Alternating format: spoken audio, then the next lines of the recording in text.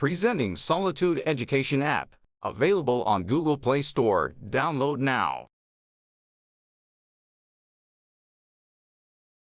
Hello everyone, welcome to the Solitude Education. Now slope and deflection पढ़ रहे थे बच्चे हम। लास्ट लेक्चर जो था मेरा, मैंने स्लोप एंड डिफ्लेक्शन का बेसिक इंट्रोडक्शन आपको बताया था कि बेसिक चीजें मुझे क्या याद रखनी चाहिए स्लोप एंड डिफ्लेक्शन के अंदर, ठीक है।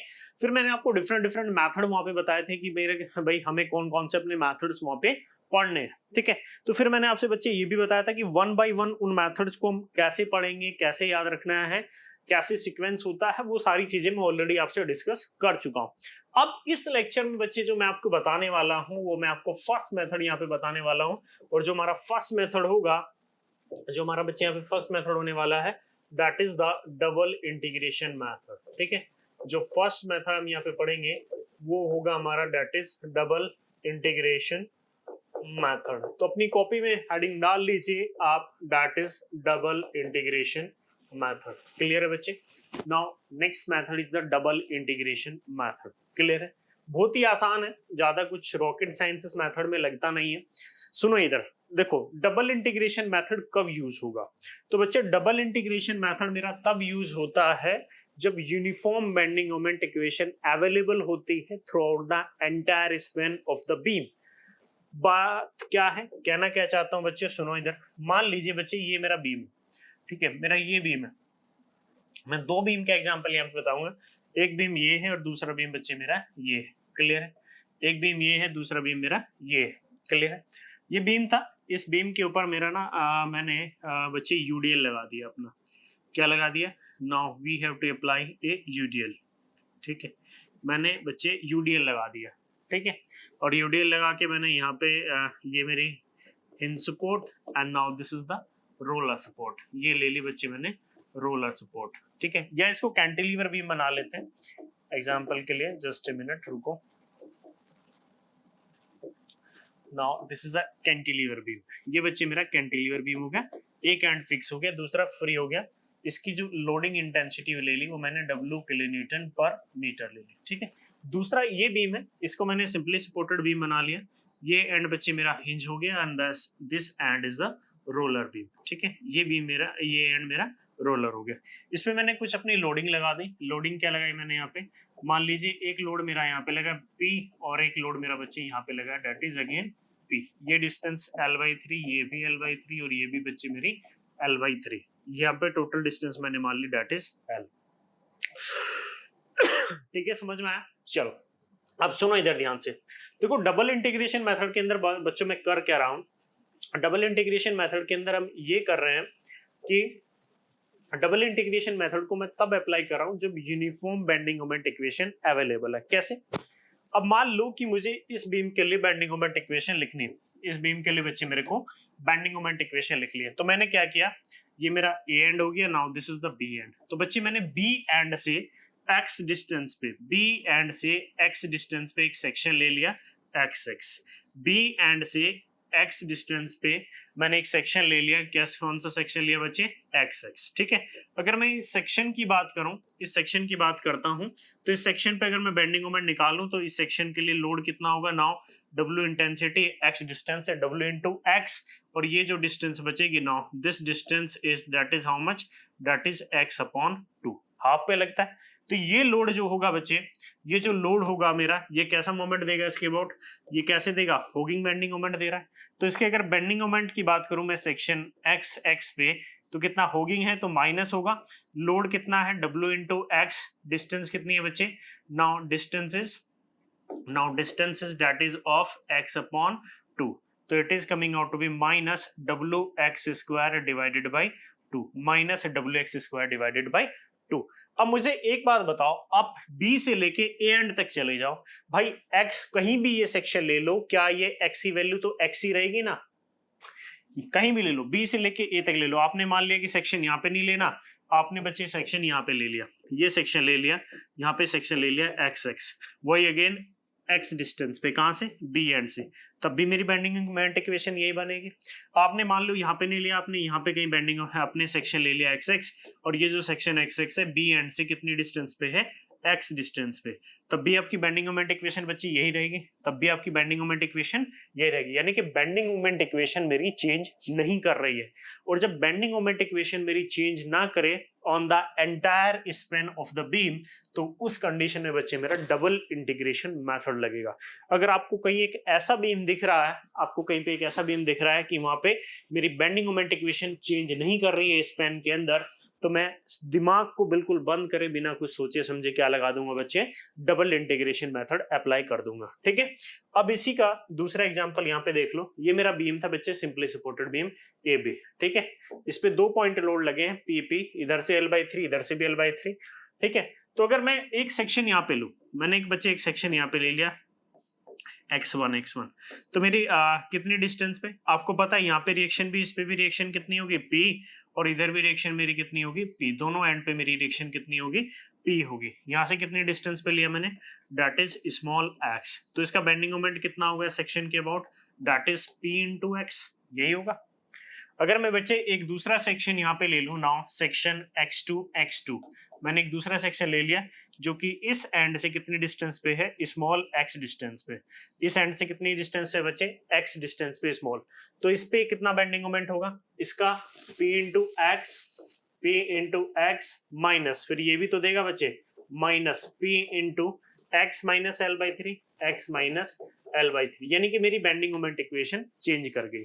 मेरी बेंडिंग मोमेंट इक्वेशन जैसे ही मैं मूव कर रहा हूँ बीम स्पैन के अंदर, बीम के, मेरी बेंडिंग मोमेंट इक्वेशन चेंज करी। और जब भी मेरी बेंडिंग मोमेंट इक्वेशन चेंज करती है तो बच्चे मैं डबल इंटीग्रेशन मेथड बिल्कुल अप्लाई नहीं कर सकता। अगर बीम के अंदर मुझे एक ऐसा बीम दिख रहा है जिसके अंदर uniform bending moment equation available है, यानी कि मेरी बेंडिंग मोमेंट इक्वेशन चेंज नहीं कर रही है, तो मैं बिना कुछ सोचे समझे क्या लगाऊंगा बच्चे, डबल इंटीग्रेशन मेथड अप्लाई कर दूंगा। आपको इतना तो बच्चे समझ में आ जाएगा देख के कि हाँ यहाँ बेंडिंग मोमेंट इक्वेशन मेरी चेंज करेगी, तो इसका मतलब ये है कि यहाँ पे ना मेरा डबल इंटीग्रेशन मेथड नहीं लग सकता, यहाँ पे मेरा डबल इंटीग्रेशन मेथड नहीं लग सकता। इसमें देख के आपको समझ जाएगा अगर मैं बी से लेके ए तक मूव करता हूँ मेरी बेंडिंग मोमेंट इक्वेशन सेम रहने वाली है, इसका मतलब मेरा डबल इंटीग्रेशन मेथड यहाँ पे इजिली अप्लाई हो जाएगा। क्लियर है? क्वेश्चन में कभी भी 90% चांस है कि जब वो आपको क्वेश्चन देगा स्लोप एंड डिफ्लेक्शन से, तो वो मेथड को स्पेसिफाई नहीं करेगा। मेरी बात ध्यान से समझ में आई? मैंने क्या बोला बच्चे कि जब भी वो क्वेश्चन देगा आपको मेंस के अंदर, तो वो आपको कभी भी ये नहीं बोलने वाला कि ये मेथड अप्लाई करो, वो कभी नहीं बोलेगा आपको क्वेश्चन में। आपको क्वेश्चन को देख के खुद सोचना पड़ेगा कि इसमें कौन सा मेथड अप्लाई होगा। और बच्चे ये अगर आपने प्रैक्टिस कर ली, थोड़ा पता चल गया आपको, तो आपको क्वेश्चन देखते ही समझ में आएगा कि ये मेथड लगना है इसमें। क्लियर है?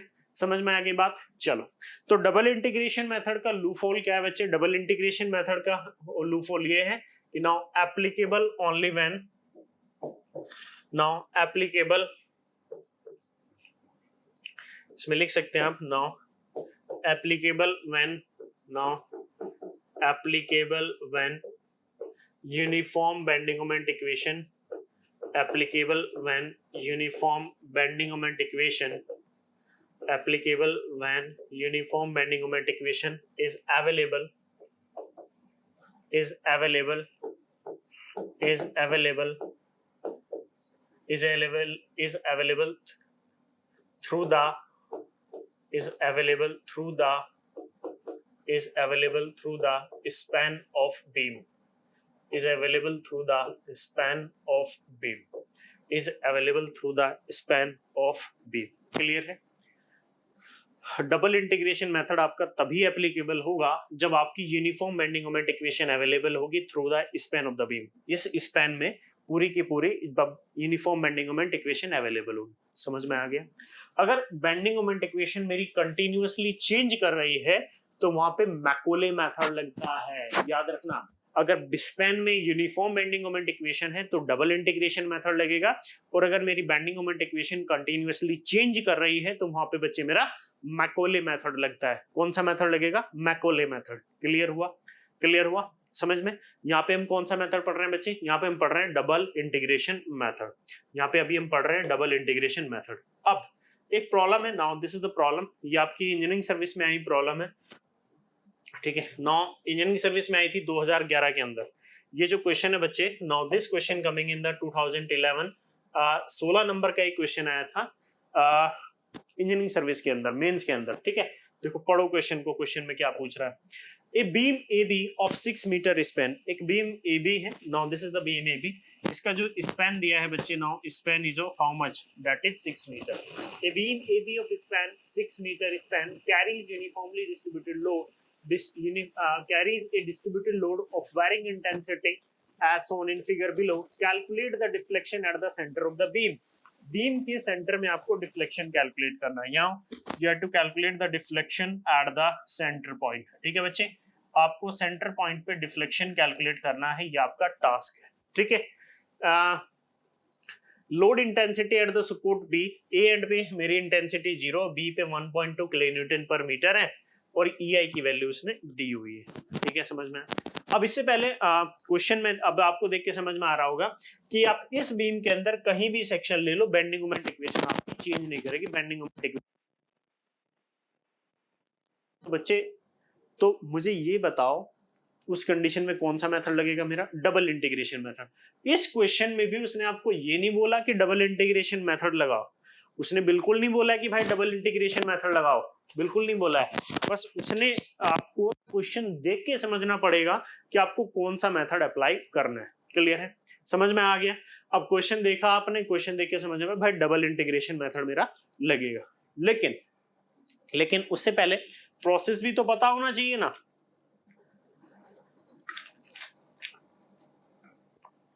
उससे पहले मेरे को प्रोसेस भी तो पता होना चाहिए ना। चलो प्रोसेस की बात कर लेते हैं।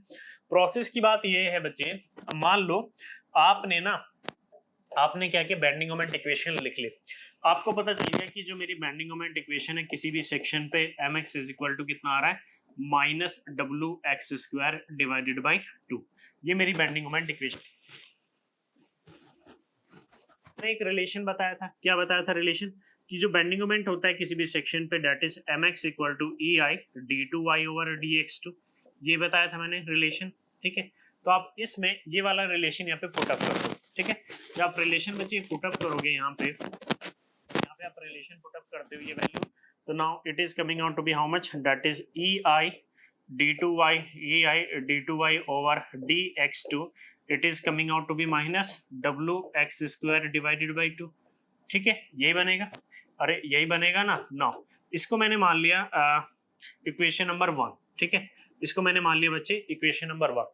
अब मैं क्या करूंगा, मैं इसको इंटीग्रेट कर दूंगा वन टाइम, ठीक है, इंटीग्रेशन, ठीक है, मैं इसको क्या कर दूंगा, इंटीग्रेट कर दूंगा one time. Now on integration, ठीक है, ऑन इंटीग्रेशन। जैसे ही मैं इंटीग्रेशन करूंगा, y का क्या है, सेकंड डेरिवेटिव है, तो उससे इंटीग्रेशन करते ही ये क्या बन जाएगा, फर्स्ट डेरिवेटिव। इंटीग्रेशन करते ही बच्चे क्या बन जाएगा, फर्स्ट डेरिवेटिव, तो ये क्या बन जाएगा इधर EI dy upon dx। Now EI dy upon dx is equal to, इधर कुछ वैल्यू आएगी मेरी, अरे आएगी कि नहीं, इसको मैं मान लूंगा बच्चे में। Now this is the equation number 2।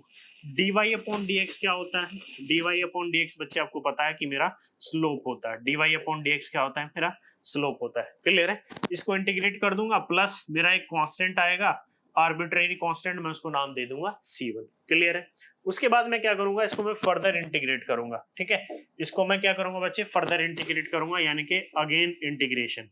Now again integration, मैं इसको फर्दर इंटीग्रेट कर दूंगा। नाउ अगेन इंटीग्रेशन, मैंने इसको अगेन इंटीग्रेट करा। नाउ अगेन इंटीग्रेशन जैसे मैं करूंगा, y का अब दोबारा से बच्चे अगर मैं इसको इंटीग्रेट करूं तो ये क्या होगा, y का फर्स्ट डेरिवेटिव की जगह क्या रह जाएगा, अगर मैं इसको दोबारा इंटीग्रेट करता हूं तो now it is of EI into dy upon dx की जगह क्या रह जाएगा, simply y is equal to, ठीक है, फिर कुछ ना कुछ वैल्यू आएगी, प्लस C1 के साथ था, C1 कांस्टेंट था, उसका integration C1 into x, plus एक और आर्बिट्रेरी कांस्टेंट आ जाएगा मेरा C2, एक और आर्बिट्रेरी कांस्टेंट आ जाएगा C2, ठीक है। अब मेरे को बच्चे y मेरे को पता चला ना, y मेरा क्या होता है, डिफ्लेक्शन। y क्या हो गया मेरा, डिफ्लेक्शन। y क्या हो गया मेरा, यहाँ पे डिफ्लेक्शन हो गया, y इज द डिफ्लेक्शन। ये भी इक्वेशन पता,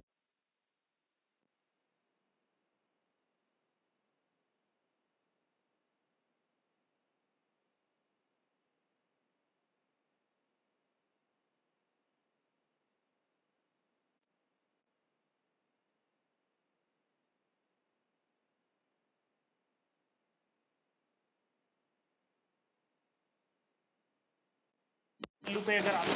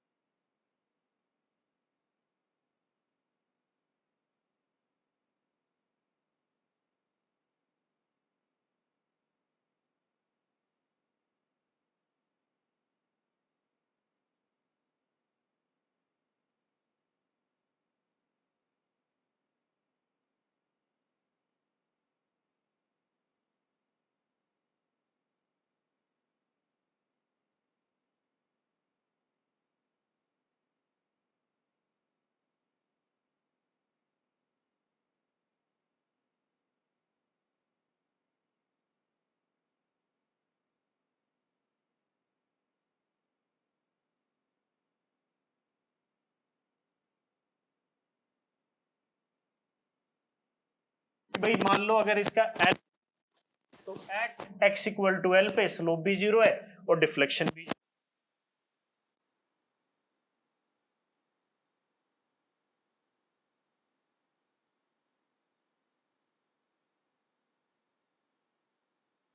तो यानी कि ये वैल्यू जीरो, तो यहां से एट इक्वल टू एल पे मेरा डिफ्लेक्शन ये भी जीरो है। C1 में ऑलरेडी पता कर चुका हूं, मेरे को क्या निकालना था C2, यहां से C1 आ गया, यहां से C2 की वैल्यू।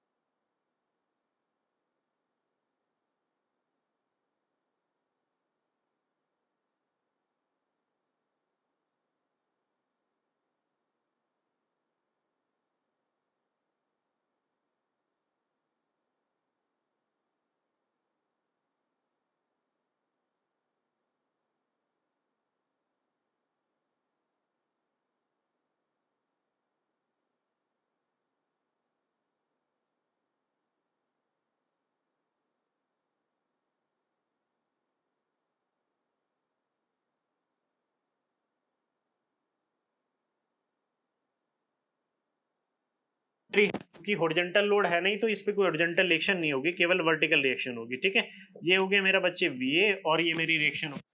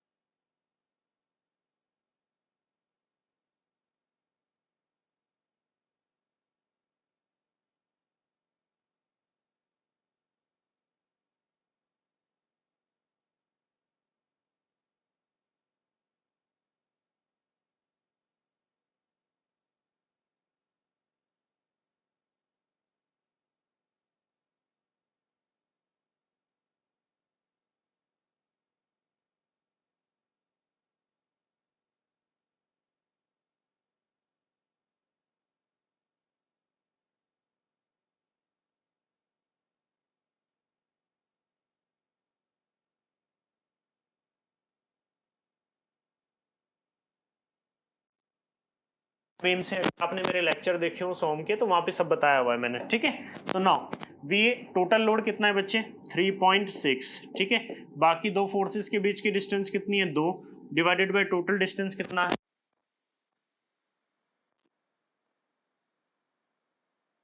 डिस्टेंस कितनी है 4 metre divided by total distance कितनी है 6 डिवाइडेड डिस्टेंस कितनी है 6। इसको कैलकुलेट नाउ इसको कैलकुलेट करो बच्चों।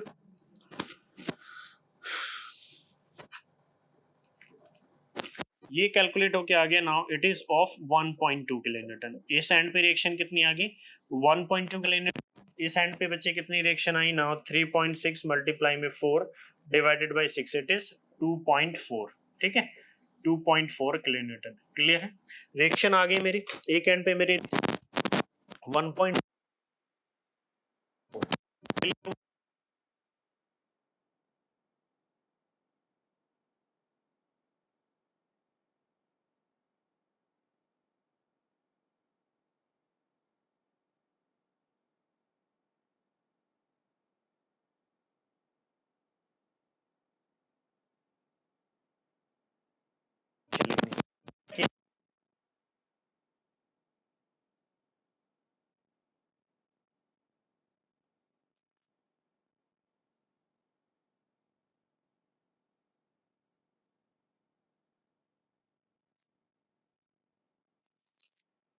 पे ठीक है। तो चलो लिखो बेंडिंग मोमेंट इक्वेशन।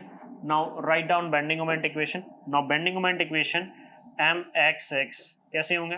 नाउ ये लोड देखो 1.2 किलोमीटर रिएक्शन x डिस्टेंस पे है तो 1.2 into x. Second bending moment दिया है बच्चे, सेकंड बेंडिंग मोमेंट है देख लो सेक्शन के अबाउट। अब इतने पार्ट का चूंकि मुझे तो सेक्शन के इधर लेफ्ट हैंड वाले फोर्सेस लेने पड़ते हैं राइट हैंड वाले, तो इतना ये जो यूडीएल वाला पार्ट है केवल इतने को ही कंसिडर करना पड़ेगा। इतने को ही करूंगा ना तो इसका बच्चे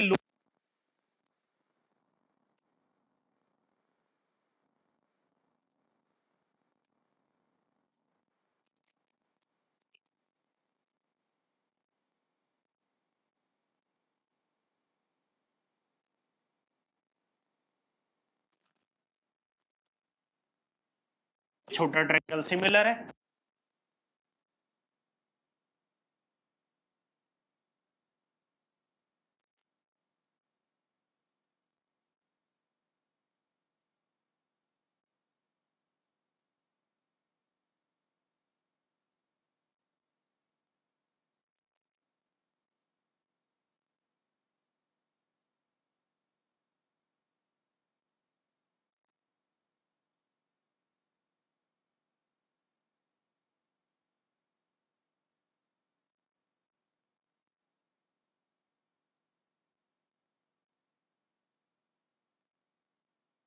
देगा तो माइनस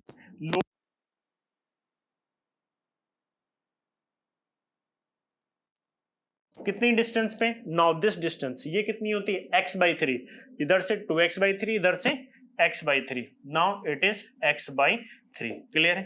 यहाँ पे वैल्यूज पुट कर दो इसमें। Now mxx bending moment at section x is coming out to be 1.2x minus half of w dash की वैल्यू कितनी थी that is 0.2x into x/3 यही आ रही। अरे यही है ना। नाउ इसको अगर मैं फर्दर कैलकुलेट करूं तो मेरा 2 से ये कैंसिल हुआ तो now it is of 0.1।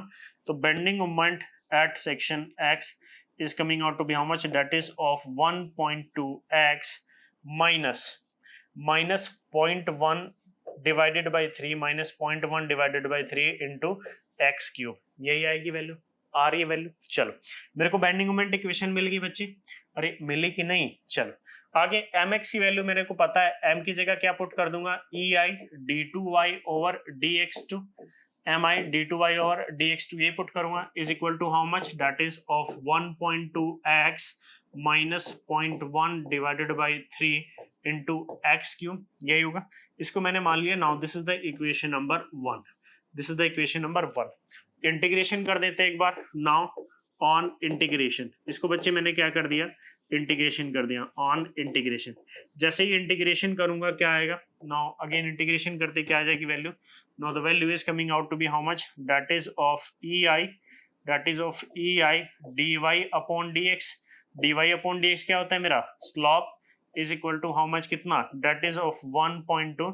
X का क्या होगा, that is X square divided by 2 minus 0.1 divided by 3।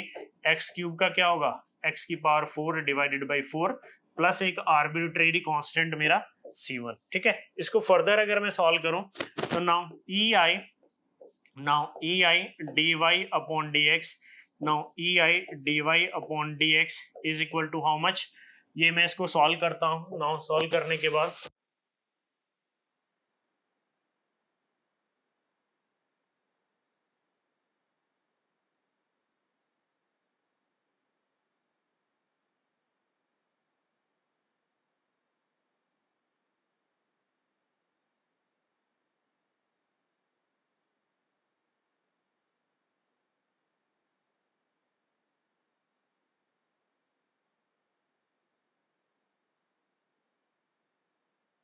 Equation मिल गई, किसकी इक्वेशन मिल गई मेरे को, स्लोप की। क्लियर है, D Y upon D X slope ही तो होता है। मेरे को तो डिफ्लेक्शन चाहिए, सेंटर की इक्वेशन चाहिए होगी, तो उसके लिए क्या करना पड़ेगा, इसको अगेन इंटीग्रेट करना पड़ेगा। ठीक है, now again integration, now again integration, मैं इसको फिर से दोबारा से इंटीग्रेट कर देता हूँ। नाउ अगेन इंटीग्रेशन, ठीक है, अगेन इंटीग्रेशन, दोबारा फिर इंटीग्रेट कर दो इसको। दोबारा ही बच्चे जैसे मैं इंटीग्रेट करता हूँ तो क्या बनेगा ये, now E I D Y upon D X integration कितना हो जाएगा, y इज इक्वल टू कितना, 0.6 इंटू एक्स स्क्वायर का इंटीग्रेशन कितना, X cube divided by 3 minus 0.1 divided by कितना, 12 इंटू एक्स की पावर 4 का एक्स की power 5/5 plus of c1 x plus c2 plus c1 x plus c2। ये बन गए बच्चे मेरी इक्वेशन नंबर 3। और ये इक्वेशन किसकी है, now this equation is of deflection. ये बच्चे किसकी इक्वेशन बन गई मेरी, ये मेरी डिफ्लेक्शन की इक्वेशन बन गई। किसकी इक्वेशन है बच्चे, this is the equation of deflection.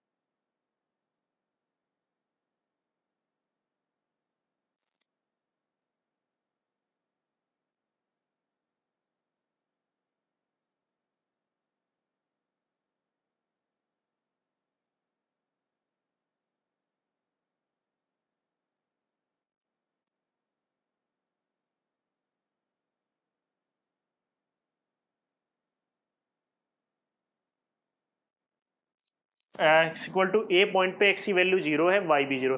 Y 0 होते ही ये टर्म 0 हो गया, ये भी टर्म 0, ये भी 0, ये भी 0, यानी कि सिंपली क्या बचा, वाई c2, और c2 किसके बराबर आ जाएगा, now c2 it is coming out to be 0। c2 की वैल्यू क्या आ गई मेरी यहाँ से, 0 आ गई। क्लियर है। दूसरी boundary condition, at B point पे x की वैल्यू कितनी है, 6 मीटर, और वहां पे भी y की वैल्यू कितनी है, 0, यानी कि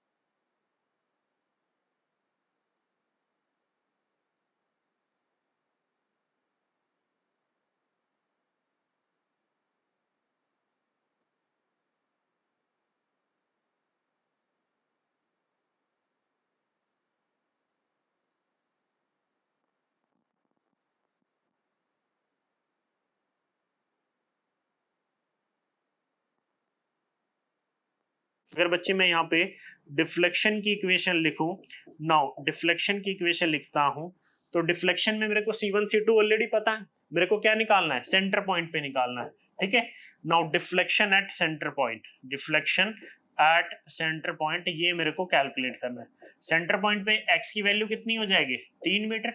एक्स की वैल्यू कितनी हो जाएगी, 3 मीटर। पुट करो यहाँ पे, पुट करो इस इक्वेशन में, नाउ पुट करो इसमें, इसमें ई आई, नाउ ई आई इंटू वाई निकालना है सेंटर पॉइंट पे, तो वाई सी लिख दिया मैंने इसको, is equal to 0.6 into X, X कितना है 3 मीटर, यानी कि 3 का क्यूब डिवाइडेड बाई कितना आ गया 3, माइनस 0.1 डिवाइडेड बाई कितना है बच्चे 12, मल्टीप्लाई एक्स की जगह क्या रखना है 3, यानी कि 3 की पावर 5 डिवाइडेड बाई कितना हो गया 5, प्लस C1 कितना है -5.04, -5.04 मल्टीप्लाई एक्स की वैल्यू कितनी है 3 मीटर, एक्स की वैल्यू कितनी है 3 मीटर, प्लस C2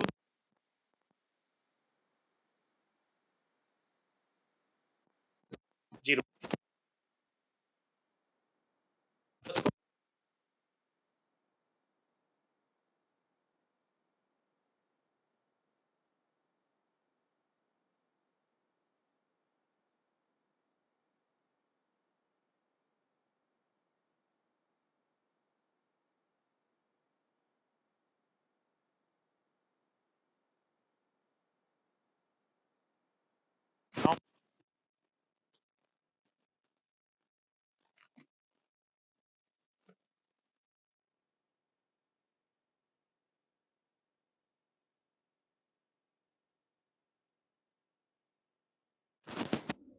-10.125, क्लियर है, -1.2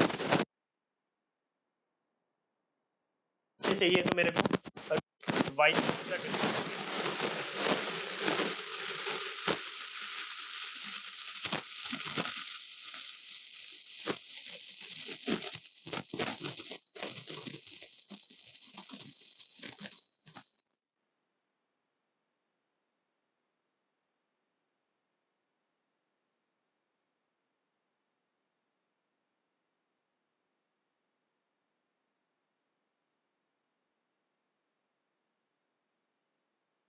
फोर 20 इंटू 10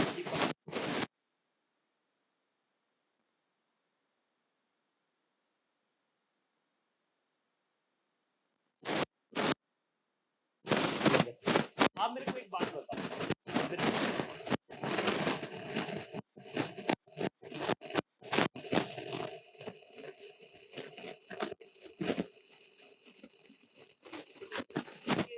एक्स मीटर में ले रखा,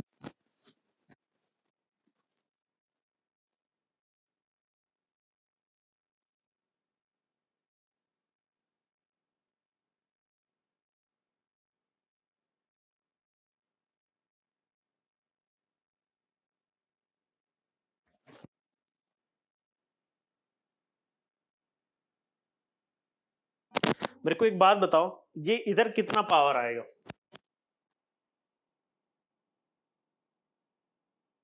मेरा ये मीटर क्यूब होगा, mm क्यूब होगा, क्या होगा ये बताओ मेरे को, और होगा ये,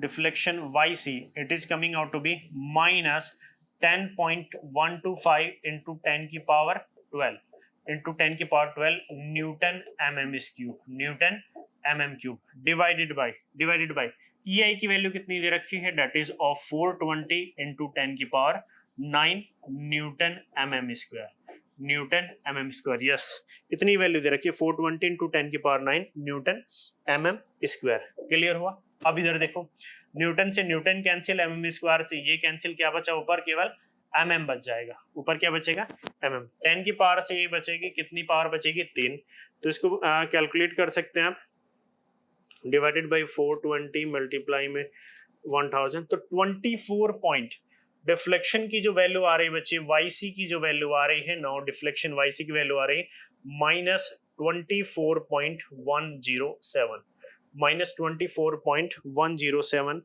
इतने mm। Now this is the value of deflection, now this is the value of deflection, कितनी, माइनस 24.107 इतने mm, इतने mm। क्लियर है? आगे डिफ्लेक्शन, एक और बात ये है ना कि माइनस साइन आया, माइनस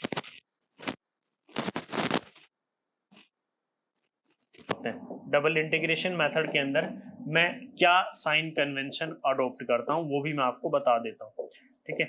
नाउ साइन कन्वेंशन, ठीक है, डबल इंटीग्रेशन मेथड के अंदर, ठीक है। सुनो इधर बच्चों ध्यान से, साइन कन्वेंशन, सबसे पहले डिफ्लेक्शन के लिए अगर मैं बात करूं कि डिफ्लेक्शन के लिए मेरे साइन कन्वेंशन क्या होते हैं, for the deflection sign convention is क्या होते हैं, तो जो बच्चे डाउनवर्ड डिफ्लेक्शन होता है वो मेरा नेगेटिव होता है, अगर नेगेटिव वैल्यू आई है तो इसका मतलब डाउनवर्ड डिफ्लेक्शन हुआ होगा, और अगर मेरी बच्चे पॉजिटिव वैल्यू आई है तो इसका मतलब मेरा अपवर्ड डिफ्लेक्शन हुआ होगा। क्लियर है? अरे समझ में आया? डाउनवर्ड है, अगर नेगेटिव वैल्यू आई है, अगर नेगेटिव वैल्यू आई है तो इसका मतलब डाउनवर्ड डिफ्लेक्शन होगा, अगर पॉजिटिव वैल्यू आई है तो इसका मतलब मेरा अपवर्ड डिफ्लेक्शन हुआ होगा, इसका मतलब बच्चे मेरा क्या होगा, अपवर्ड डिफ्लेक्शन हुआ होगा। क्लियर है? पॉजिटिव वैल्यू आई है इसका मतलब अपवर्ड डिफ्लेक्शन होगा, नेगेटिव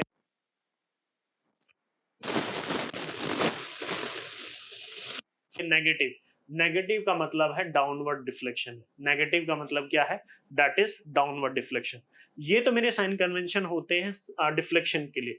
अगर बच्चे मैं स्लोप के लिए, if you are talking about the slope, अगर मैं स्लोप के लिए साइन कन्वेंशन की बात करूं तो मेरे साइन कन्वेंशन क्या होंगे स्लोप के लिए, तो स्लोप के भी लिए इधर सुनो ध्यान से सभी लोग, मान लो बच्चों कि मैंने ना अपनी जो बेंडिंग मोमेंट इक्वेशन है वो ऐसे लेफ्ट हैंड से लिखे, जो मैं बेंडिंग मोमेंट इक्वेशन लिख रहा हूँ वो लेफ्ट टू राइट लिख रहा हूँ, मैं bending moment equation left to right लिख रहा हूँ, तो उस कंडीशन में मेरा जो एंटी क्लॉकवाइज स्लोप होगा, जो बच्चे मेरा एंटी क्लॉकवाइज स्लोप होगा, एंटी क्लॉकवाइज यानी कि SFW, एंटी क्लॉकवाइज स्लोप मेरे पॉजिटिव होंगे। अगर मैं bending moment equation left to right लिख रहा हूं तो मेरी जैसे इस क्वेश्चन में की थी लेफ्ट टू राइट, तो एंटी क्लॉकवाइज मेरा क्या होगा, पॉजिटिव, और मेरा क्लॉकवाइज क्या होगा बच्चे, नेगेटिव।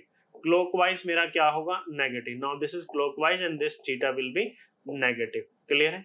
क्लॉकवाइज मेरा नेगेटिव होगा और एंटी क्लॉकवाइज मेरा पॉजिटिव। लेकिन अगर बच्चे मैंने bending moment equation right to left लिखी, जैसे अगर बी एंड से लिखता तो फिर मैं राइट टू लेफ्ट लिख रहा हूं बेंडिंग मोमेंट इक्वेशन, लेकिन अभी कैसे लिखी थी मैंने, लेफ्ट टू राइट। अगर मैं राइट टू लेफ्ट लिखूं बच्चे बेंडिंग मोमेंट इक्वेशन, अगर मैं राइट टू लेफ्ट लिखता हूं तो साइन कन्वेंशन मेरे जस्ट उल्टे होंगे। ये मेरा कोऑर्डिनेट्स। नाउ क्लॉकवाइज जो स्लोप होंगे, जो बच्चे क्लॉकवाइज स्लोप होंगे वो मेरा पॉजिटिव होगा उस कंडीशन में, और जो मेरा एंटी क्लॉकवाइज स्लोप होगा, जो मेरा एंटी क्लॉकवाइज स्लोप होगा वो मेरा नेगेटिव होगा। ये मेरा एंटी क्लॉकवाइज स्लोप होगा and this will be theta negative anti clockwise. Clear हुआ? अगर लेफ्ट टू राइट चल रहा हूं तो anti clockwise positive, clockwise negative. अगर राइट टू लेफ्ट चल रहा हूं तो clockwise positive, anti clockwise negative. वैसे इनकी ज्यादा जरूरत पड़ती नहीं है, लेकिन फिर भी बच्चे पता होना चाहिए मैंने लिखा क्या है, उन सब चीजों के मतलब पता होने चाहिए। यहाँ पे भी ये देखो डिफ्लेक्शन मेरा डाउनवर्ड आया था, डिफ्लेक्शन मेरा डाउनवर्ड आएगा तो इसका मतलब क्या है, नेगेटिव आया, नेगेटिव मतलब डाउनवर्ड। अगर ये वैल्यू पॉजिटिव आती तो इसका मतलब डिफ्लेक्शन मेरा अपवर्ड होता। क्लियर है सभी? क्लियर? ये अच्छी प्रॉब्लम थी और इसी तरह के क्वेश्चन बच्चे आपके एग्जाम में वो पूछेगा। इसी तरह के क्वेश्चन वो आपके एग्जाम में पूछने वाला है आपसे कि इसकी वैल्यू बताओ, इसकी वैल्यू बताओ, ये सब आपसे वो क्वेश्चन पुट अप करेगा वहां पे। क्लियर है? अरे क्लियर है? चलो इसको नोट डाउन कर लो, you have to note down this problem.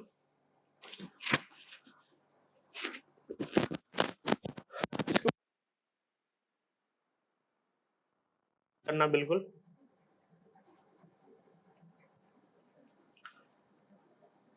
इसको नोट डाउन कर लो प्रॉब्लम को, काफी अच्छी प्रॉब्लम थी। First of all you have to note down this, after that you have to note down this. उसके बाद बच्चे मेरे ये वाली इतना पोर्शन नोट कर लेना, ठीक है। And then after that you have to note down this. उसके बाद ये वाला पोर्शन नोट कर लेना and after that you have to note down this, ठीक है। एंड उसके बाद ये वाला पोर्शन नोट करना एंड लास्टली साइन कन्वेंशन भी नोट कर लेना है, ठीक है। चलो एक और बात, ये जो ना चीजें एक क्वेश्चन थ्योरेटिकल क्वेश्चन बन सकते हैं। यहाँ से क्वेश्चन ये बन सकता है एक्सप्लेन डबल इंटीग्रेशन मेथड, तो वहां पे थ्योरी रट के थोड़ी ना जाओगे यार, बताना पड़ेगा ना। तो यही सब चीजें वहाँ थ्योरेटिकल पोर्शन में अगर आप लिखोगे, ये चीजें ना बड़ी डीपली चीजें होती हैं कि क्या साइन कन्वेंशन है क्या नहीं है, यही चीजें वहां पे मैटर करती हैं, ठीक है। अगर चीजें अच्छे से कम भी लिखोगे, अच्छा लिखोगे तो अच्छे मार्क्स मिलेंगे। अगर थ्योरेटिकल क्वेश्चन भी बनता है कि explain double integration method, something like that, ठीक है। चलो ये जो क्वेश्चन करा है इसका सॉल्यूशन आप मेरे को भेजेंगे व्हाट्सएप ग्रुप के अंदर, ठीक है। वीडियो के डिस्क्रिप्शन में लिंक डाला है, वहां पे आप देख सकते हैं, वहां से व्हाट्सएप कर लीजिएगा। टेलीग्राम ग्रुप को भी ज्वाइन कर लीजिएगा, टेलीग्राम पे भी भेज सकते हैं सॉल्यूशन को। फिर भी अगर किसी की कोई क्वेरी है तो यू कैन कॉन्टेक्ट में, ठीक है। ओके, थैंक यू, मिलते हैं नेक्स्ट लेक्चर में। Thank you.